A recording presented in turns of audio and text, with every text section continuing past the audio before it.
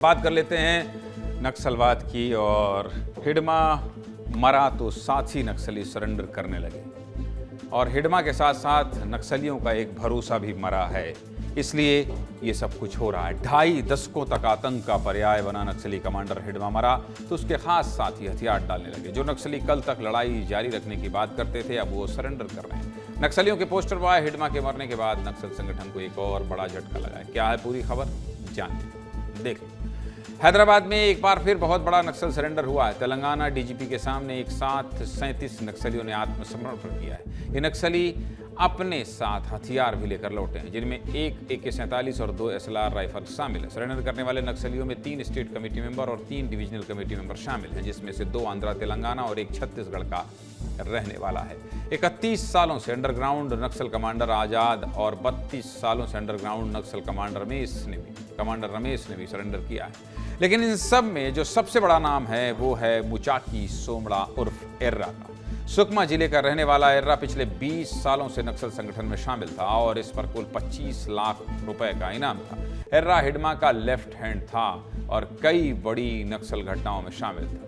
इसीलिए नक्सल संगठन ने इसे DKSZC मेंबर बनाने के साथ ही दक्षिण बस्तर कमेटी का सेक्रेटरी भी बनाया था। यानी कि दक्षिण बस्तर में जितनी भी बड़ी नक्सल घटनाएं हुई हैं उसके पीछे इसी एर्रा का हाथ था।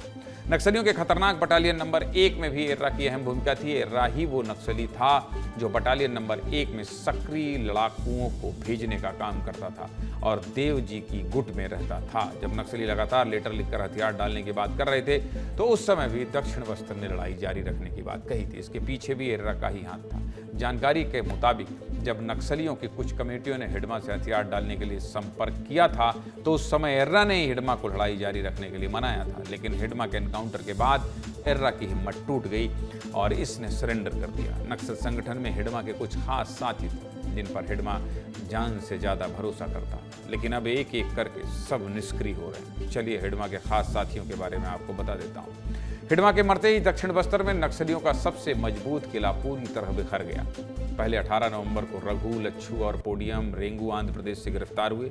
ये तीनों ही SZC मेंबर थे और हिडमा की बटालियन और साउथ बस्तर डिवीजन के सबसे खतरनाक कमांडर थे। साथ ही हिडमा की पत्नी राजे भी मारी गई। इनके बाद एर्रा ने भी सरेंडर कर दिया।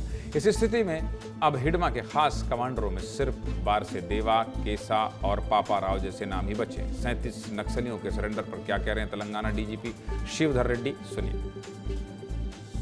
अभी आज 37 माओवादी CPI माओइस्ट के बैंड ऑर्गेनाइजेशन, इसके 37 माओवादी अभी आज सरेंडर हुए हैं। हमारे 37 माओवादी सरेंडर हुए हैं। उसमें 3 माओवादी जो हैं वो वरिष्ठ लोग हैं, नेता हैं जो स्टेट कमेटी मेंबर की दर्जा रखते हैं।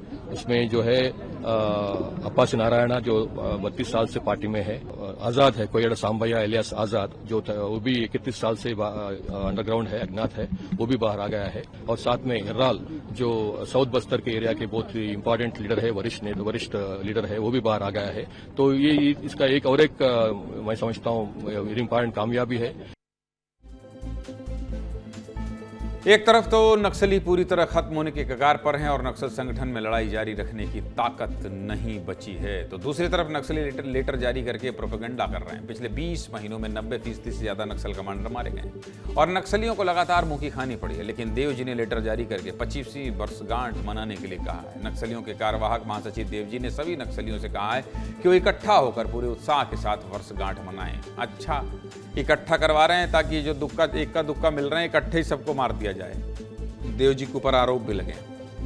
यानी कि एक तरफ छत्तीसगढ़ के रहने वाले नक्सली मारे जा रहे हैं और तेलंगाना के नक्सली जश्न मनाने की बात कर रहे हैं। इसके साथ ही नक्सल संगठन के नुकसान का हिसाब किताब भी दिया है। नक्सलियों को कितना नुकसान हुआ है, चलिए विस्तार से आपको समझा देते हैं। देखिए, नक्सल संगठन ने माना है कि पिछले 11 महीनों में कुल 320 नक्सली मारे गए हैं, जिसमें 183 पुरुष और 117 महिला नक्सली हैं। नक्सल संगठन ने यह भी माना है कि सबसे ज्यादा नुकसान छत्तीसगढ़ में हुआ है, जहां दंडकारण्य क्षेत्र में 243 से ज्यादा नक्सली मारे गए हैं, जबकि बिहार, झारखंड में 22 और ओडिशा में 33 नक्सली मारे गए हैं। नक्सलियों ने आगे बताया है कि पिछले 11 महीनों में 1 पोलित ब्यूरो मेंबर और 8 सेंट्रल कमेटी मेंबर मारे गए हैं। इसके साथ ही 15 स्टेट कमेटी मेंबर और 25 डिविजनल कमेटी मेंबर मारे गए हैं।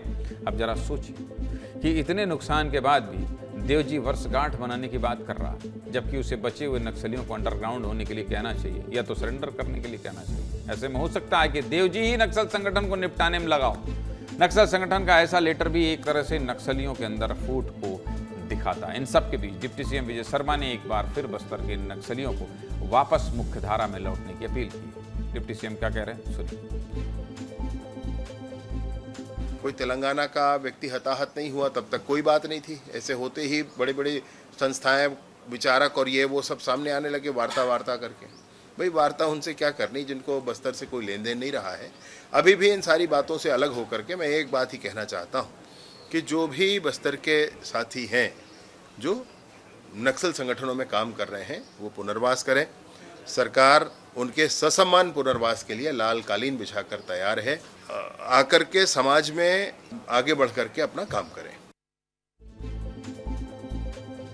संजय से समझ लेते हैं। संजय, आंध्रा, तेलंगाना और छत्तीसगढ़, हमने 3-4 दिन पहले से ये खबर चलाई है कि आंध्रा और तेलंगाना के नक्सली कहीं साजिश तो नहीं कर रहे हैं बस्तर के आदिवासी नक्सलियों के साथ। और अब देखिए गृह मंत्री भी उस पर मुहर लगा रहे हैं और पहले भी कह चुके हैं वो कि आंध्रा और तेलंगाना के नक्सली मारे गए तो सब सरेंडर करने की बात करने लगे, बिलबिला गए।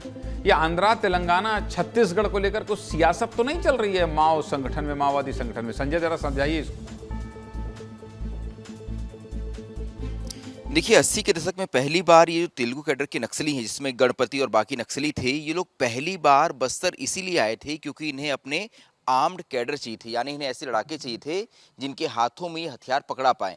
यही वजह है कि ये लोग तेलंगाना से निकलकर बस्तर पहुंचते हैं। इसके बाद आप देखिए कि बस्तर में आज लगभग जो नक्सल संगठन है उसके 90% हथियारबंद लड़ाके जो हैं वो बस्तर से आते हैं। देश के किसी भी कोने में अगर कोई बड़ा नक्सली मारा जाएगा तो भले ही वो नक्सली तेलंगाना का रहने वाला हो, लेकिन उसके साथ मारे गए उसके बॉडीगार्ड जो हैं वो रहते हैं बस्तर के। ऐसे में नक्सलियों ने सिर्फ और सिर्फ बस्तर के लड़ाकों को ढाल की तरह उपयोग किया। यही वजह है कि अब जब नक्सल संगठन बिखर रहा है तो हम देखते हैं कि इनके बड़े कैडर लगातार जाते हैं तेलंगाना और वहां जाके समर्पण करते हैं, लेकिन जो बस्तर का आदिवासी है जो इतने सालों से एक क्रांति के भ्रम में हथियार लेकर घूम रहा था, वो पुलिस की गोलियों का शिकार होते जाता है। यही वजह है, इसी बात को सरकार और पुलिस लगातार उठाते आई थी कि क्या तेलुगु कैडर सिर्फ और सिर्फ बस्तर के नक्सलियों का, बस्तर के आदिवासियों का उपयोग करता है। और देखिए बस्तर के आदिवासी लीडरों में, नक्सली लीडरों में सबसे बड़ा नाम जो था हिडमा, जब वो मारा गया तो आरोप क्या लगा? आरोप लगा कि क्या देवजी ने ही अपनी जान बचाने के लिए हिडमा की बलि चढ़ा दी। ये आरोप इतना गंभीर है कि मेरे सूत्रों ने बताया कि काफी दिनों पहले ही देवजी ने बस्तर में उसके जितने भी सुरक्षा गार्ड थे जो बस्तर के आदिवासी थे उन्हें अपने से दूर कर दिया था।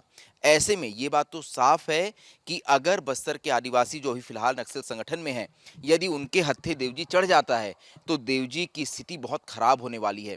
यही वजह है कि हम लगातार देख रहे हैं कि आंध्र कैडर के बड़े नक्सली जो हैं वो जाकर तेलंगाना में सरेंडर कर रहे हैं। आज हिडमा के सबसे खास कमांडर इर्रा ने भी तेलंगाना में समर्पण कर दिया। इसका कारण यह है कि इर्रा काफी दिनों पहले ही तेलंगाना की ओर निकल गया था। जैसे ही उसे हिडमा की मौत की खबर मिली, उसने वो जहां मौजूद था उसने वहीं सरेंडर करना मुनासिब समझा। फिलहाल यही भगदड़ नक्सल संगठन में मची हुई है। मैंने 2 दिन पहले आपको कहा था, हिडमा के बारे में हम बातचीत कर रहे थे कि कुछ दिनों में बड़ी खबर आने वाली है। हालांकि आज जो 37 नक्सलियों का सरेंडर हुआ है, इससे भी बड़ी खबर आपको 2 से 3 दिनों में मिलने वाली है। कुछ और बड़े कैडर बस्तर में और इसके अलावा बाकी इलाकों में सरेंडर करने वाले हैं, क्योंकि अब नक्सल संगठन को लीड करने वाला कोई भी ऐसा भरोसेमंद नेता नहीं बचा है जिसके भरोसे ये लड़ाके, ये बस्तर के आदिवासी हथियार लेकर जंगलों में घूमे। इनका अपने तेलुगु कैडर पर से विश्वास उठ चुका है और तेलुगु कैडर भी ये जान गया है कि अब बस्तर में जिंदा रहना मुश्किल है।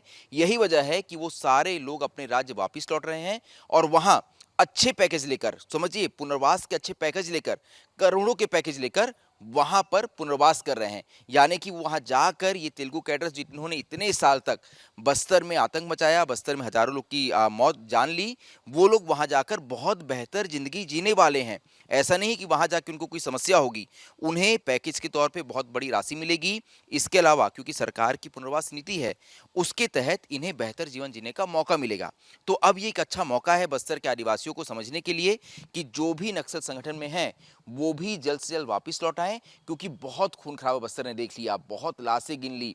अब मुझे लगता है, हमें लगता है, हम सभी को लगता है कि अब ये खून खराबा बंद होना चाहिए। और संजय सिर्फ यही बस्तर वजह ही है, नहीं, यही बाकी वजह जगह भी नक्सल है, यही वजह है कि सियासत करने वाले सियासत कर रहे हैं, राजनीतिक रोटी सेक रहे हैं, लेकिन जो संजय ने बोला ना, संजय बस्तर में रहे हैं, वहीं बचपन बीता है, वहीं पैदा हुए हैं, पले बड़े हैं, तो जब उनकी ये पीड़ा निकल रही है ना कि बहुत खून खराबा बचपन से देख लिया है बस्तर में, बस्तर को एक शांति की राह पर चलने दीजिए।